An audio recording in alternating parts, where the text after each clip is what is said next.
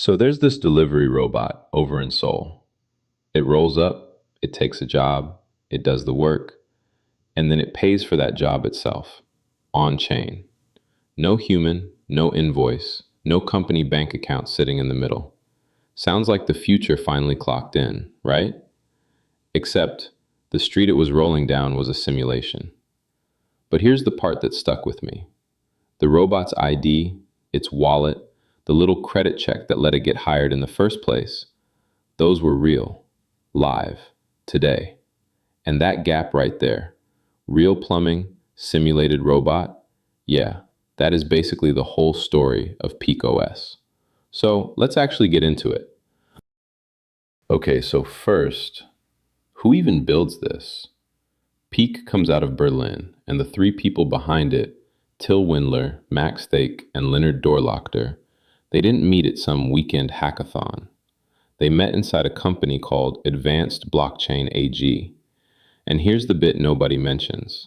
That's a publicly listed German company. It actually trades on the Frankfurt Exchange, and it still owns roughly a third of the studio that builds PEAQ to this day.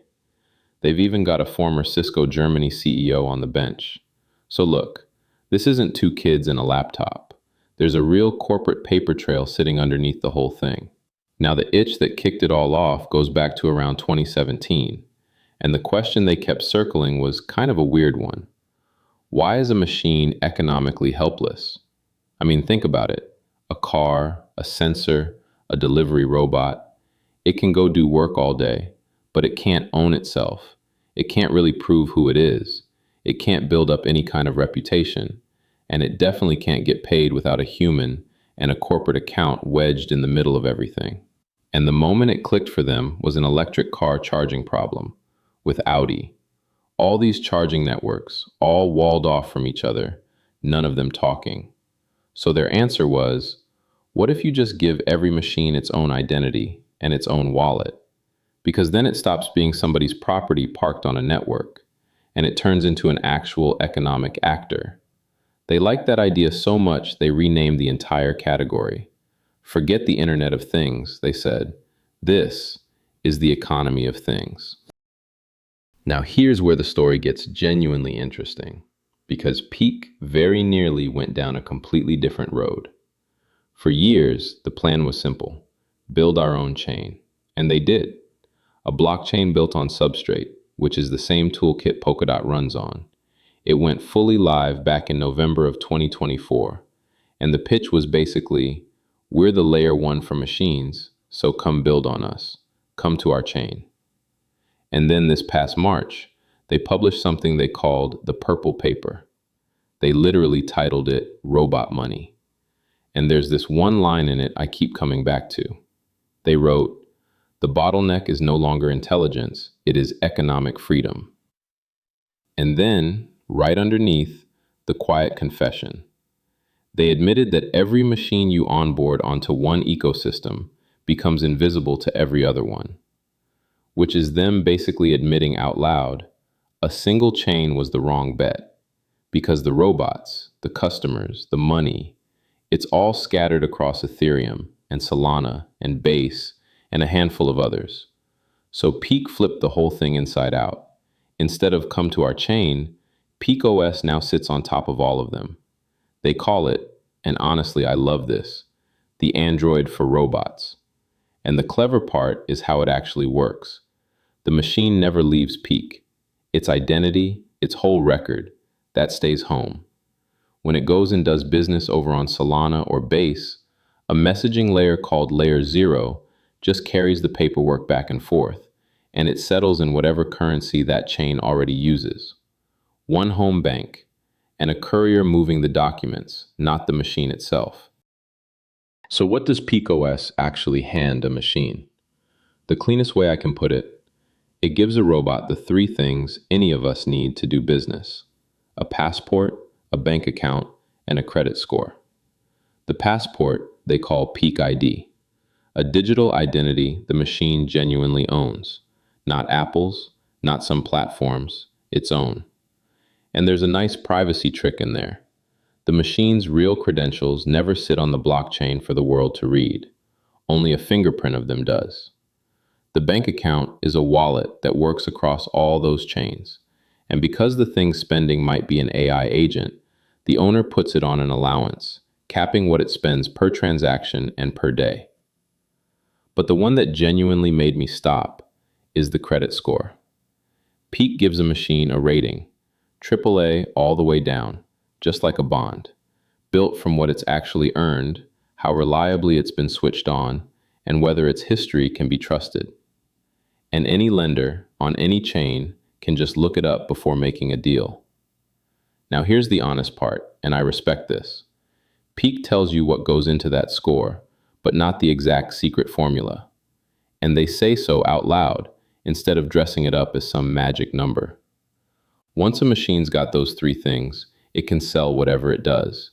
And payment settles the instant the job's finished. It can even be tokenized, so people co-own it and split what it earns. Like owning a slice of a vending machine that quietly pays you. And the smart move, they built all of it to plug straight into ROS 2, the software real robots already run, from the likes of Unitree and Turtlebot. Meeting robots where they already live, instead of asking them to start over. All right, so who's actually using any of this?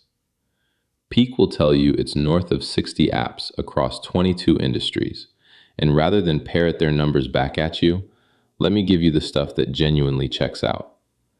There's a renewable energy network called Arcrene with a live on-chain dashboard. You can literally go watch it, showing around 460 megawatts of solar and green gear connected. Real, auditable, updates month after month. Little honesty note. It actually settles over on Polygon, so it's more of an ecosystem partner than a PEAQ native project. Then there's a storage network called DNet that moved on to PEAQ, and then PEAQ turned around and became a paying customer of DNet. Money flowing both directions, which is usually a decent sign it's not just a logo on a slide. And two European giants, Deutsche Telekom's tech arm and Lufthansa's innovation hub, actually run nodes that help secure the chain. But here's the beat that earns real trust, and it's the one most creators skip right over. That headline 6 million machines number? When you crack it open, it's about 3.33 million machine addresses, and a whole lot of those are phones. People running a noise mapping app or a driving data app, plus a couple million human wallets on top. And a year and a half before that, the real device count was more like 40,000. So the plumbing is real, but autonomous robots is running a good few years ahead of what's genuinely plugged in right now.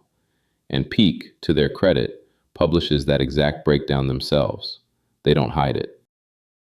Okay, the newest piece, and probably the most concrete of the whole lot, turning an actual physical robot into something you can own a share of. Back in February, PEAQ shipped a framework for exactly that, and by May, they were running what they call initial machine offerings, together with CoinList. And the one I'd point you at, because it's real and not a mock-up, there's an AI vertical farm over in Hong Kong from a team called Kanaya, and it grows produce and sells it completely on its own. And it pays out roughly a fifth in yearly yield to around 200 people who hold its token. A physical machine running as a live income-sharing asset. That's not a slide. That actually exists. Now, I'd be doing you dirty if I didn't also point straight at the gap. Those flashy robot pays-for-itself demos? Mostly simulations. There's no secret NVIDIA deal, no Tesla deal. That's positioning, not partnership. And the governance today is basically a 6-person council, not some grand token holder democracy just yet. And the token itself, in one honest breath, the PEAQ token pays the network's fees, it helps secure the chain, and it's used to vote. And it's designed to inflate a little less every year. But a robot out doing a job over on Solana, it's probably getting paid in a stablecoin, not in PEAQ. PEAQ is really the trust layer underneath the whole system, more than it's the cash in every machine's pocket. And yeah, I'd just rather tell you that plainly than oversell it to you. So where does all that leave us? Look, PEAQ isn't pretending the robot economy already showed up. What they're actually doing is building the least glamorous, most necessary part of it: the identity, the credit, the settlement, the boring plumbing that has to exist first before a machine can ever be trusted with a single real dollar. And they're being unusually upfront that the robots themselves are mostly just not here yet. And honestly, that's the exact part that makes me take it seriously. Because if a machine economy ever does show up, something that looks an awful lot like this has to be sitting right underneath it. So here's what I'd actually do. Don't take my word for any of it. PEAQ has a live page called the Machine Registry, and it's just real machines out there earning on-chain, each one with its own little credit rating. Go watch it for a minute. It's kind of wild. And if you're a builder, the peaqOS docs are right there to try. If this one made the machine economy finally click for you, subscribe, and tell me down below what's the one thing you'd want a machine to do for you.